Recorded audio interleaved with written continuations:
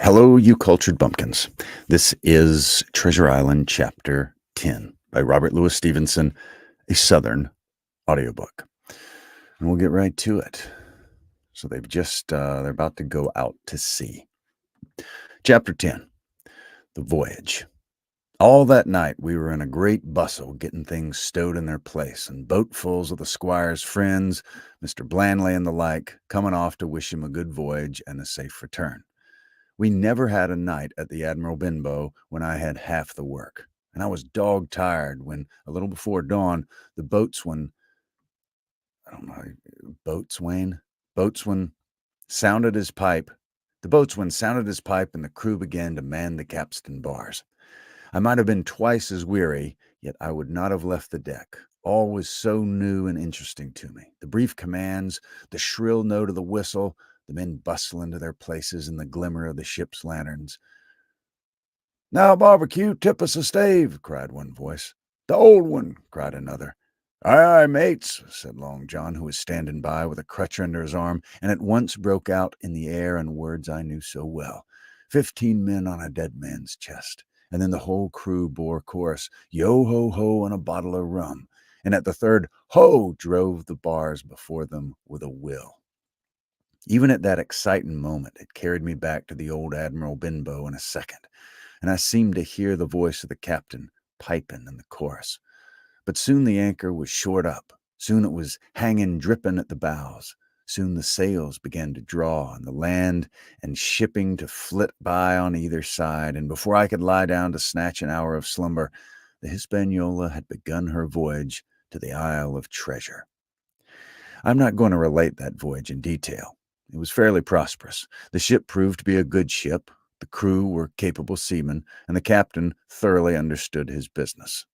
But before we came the length of Treasure Island, 2 or 3 things had happened which require to be known. Mr. Arrow, first of all, turned out to be even worse than the captain had feared. He had no command among the men, and the people did what they pleased with him. But that was by no means the worst of it, for after a day or two at sea, he began to appear on deck with hazy eye, red cheeks, stuttering tongue, and other marks of drunkenness. Time after time he was ordered below in disgrace. Sometimes he fell and cut himself. Sometimes he lay all day long in his little bunk at one side of the companion. Sometimes for a day or two he would be almost sober and attend to his work, at least passably. In the meantime, we never could make out where he got the drink. That was the ship's mystery. Watch him as we pleased, we could do nothing to solve it. And when we asked him to his face, he would only laugh if he were drunk, and if he were sober, deny solemnly that he had ever tasted anything but water. He was not only useless as an officer and a bad influence among the men, but it was plain that at this rate he must soon kill himself outright. So nobody was much surprised, nor very sorry, when one dark night, with a head sea, he disappeared entirely and was seen no more. "Overboard," said the captain. "Well, gentlemen, that saves the trouble of putting him in irons." But there we were, without a mate, and it was necessary, of course, to advance one of the men. The boatswain, Job Anderson, was the likeliest man aboard, and though he kept his old title, he served, in a way, as mate. Mr. Trelawney had followed the sea, and his knowledge made him very useful, for he often took a watch himself in easy weather, and the coxswain, Israel Hands, was a careful, wily, old, experienced seaman who could be trusted at a pinch with almost anything. He was a great confidant of Long John Silver, and so the mention of his name leads me to speak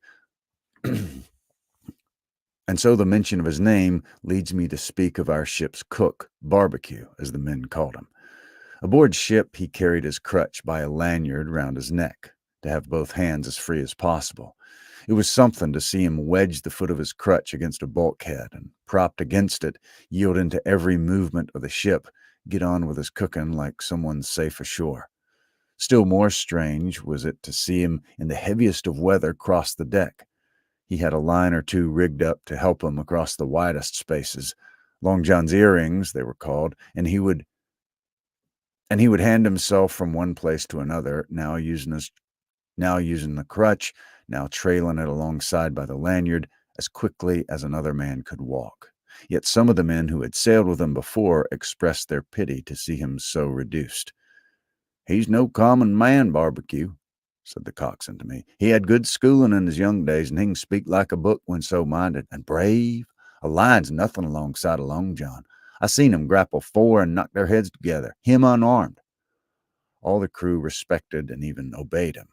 He had a way of talking to each and doing everybody some particular service. To me, he was unweariedly kind and always glad to see me in the galley, which he kept as clean as a new pin, the dishes hanging up burnished, and his parrot in a page in one and his parrot in a cage in one corner. "Come away, Hawkins," he would say. "Come and have a yarn with John. Nobody more welcome than yourself, my son. Sit you down and hear the news. Here, Captain Flint, I calls my parrot Captain Flint after the famous buccaneer. Here's Captain Flint's predicting success to our voyage. Wasn't you, Captain?" And the parrot would say with great rapidity, "Pieces of eight, pieces of eight, pieces of eight," till you wondered that it was not out of breath, or till John threw his handkerchief over the cage. "Now that bird," he would say, "is maybe 200 years old, Hawkins. They live forever mostly, and if anybody's seen more wickedness, it must be the devil himself. She sailed with England, the great Captain England, the pirate. She's been to Madagascar and Malabar and Suriname and Providence and Portobello.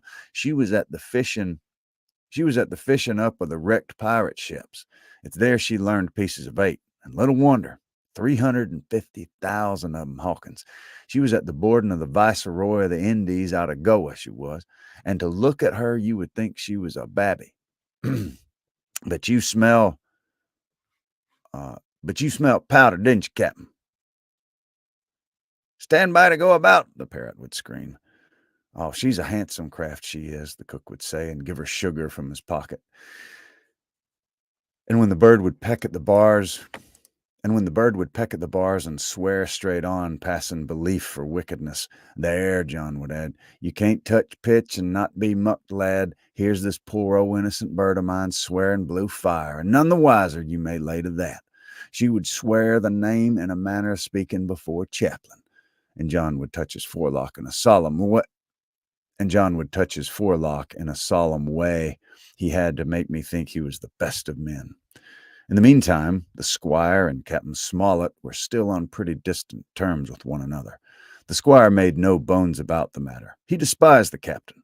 The captain, on his part, never spoke but when he was spoken to, and then sharp and short and dry, and not a word lasted. He owned, when driven into a corner, that he seemed to have been wrong about the crew, and some of them were as brisk as he wanted to see, and all had behaved fairly well. As for the ship, he had taken a downright fancy to her. "She'll lie a point nearer the wind than a man has a right to expect of his own married wife, sir. But," he would add, "all I say is, we're not home again, and I don't like the cruise."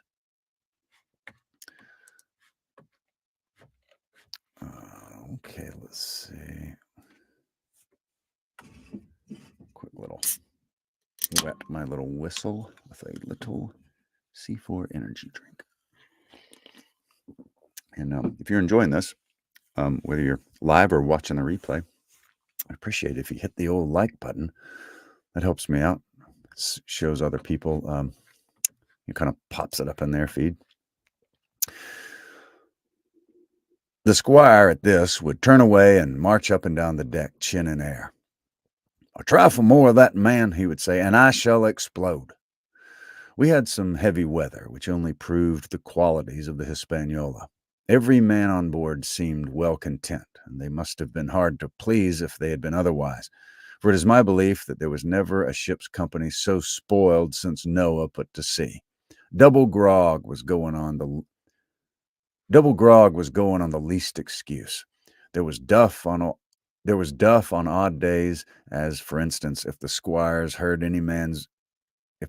heard it was any man's birthday, and always a barrel of apples standing broached in the waist for anyone to help himself that had a fancy.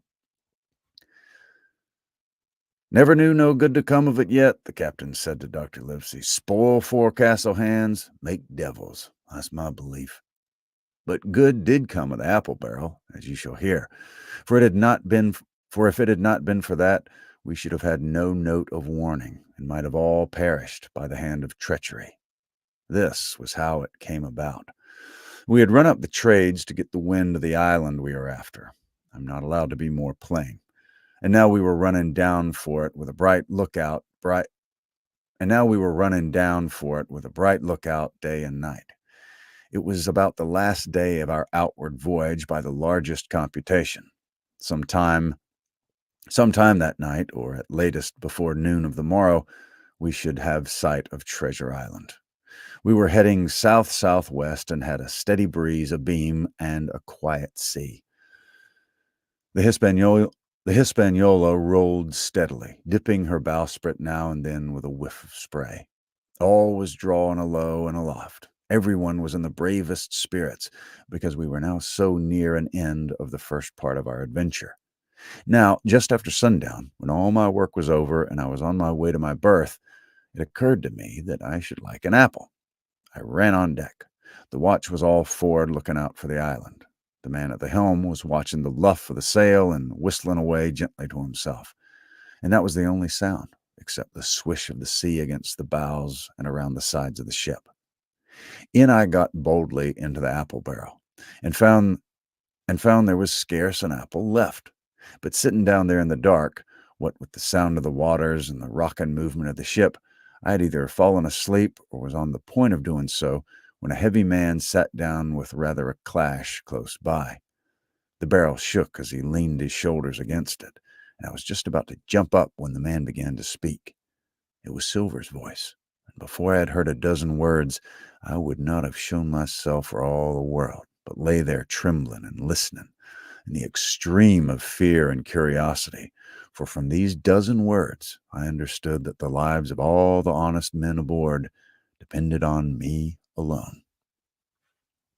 All right, that was Chapter 10. Thank you very much for watching.